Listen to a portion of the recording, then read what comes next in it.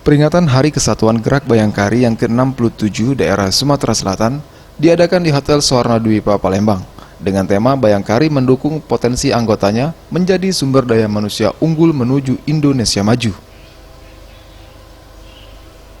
Ketua Bayangkari daerah Sumatera Selatan Ardina Safitri memberikan beberapa penghargaan kepada anggota Bayangkari yang suaminya sudah purnawirawan dan memberikan beasiswa kepada anak dari keluarga besar Polri yang berprestasi, mulai dari tingkat sekolah dasar sampai sekolah menengah atas, termasuk juga memberikan bantuan-bantuan kepada keluarga yang sudah ditinggal oleh suaminya dalam menjalankan tugas. Ia pun berharap agar kedepannya Bayangkari lebih meningkatkan sumber daya manusia, agar potensi yang dimiliki oleh anggota Bayangkari semakin dimaksimalkan, sehingga Bayangkari bisa berprestasi dalam segala bidang dalam rangka untuk Indonesia maju. Hari ini merupakan acara puncak peringatan Hari Kesatuan Gerak Bayangkari yang ke-67 tahun 2019. Ini merupakan puncak dari semua rangkaian yang sudah kita laksanakan.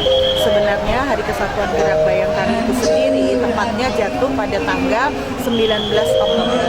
Tetapi berhubung sesuatu hal, kita banyak kegiatan, kemudian kita juga terkait dengan kegiatan di pusat, makanya kita menyesuaikan dan di pusat pun baru terlaksana tanggal 29 kemarin. Dan akhirnya beberapa daerah juga melaksanakan hari ini. Bu, yang dapat penghargaan apa?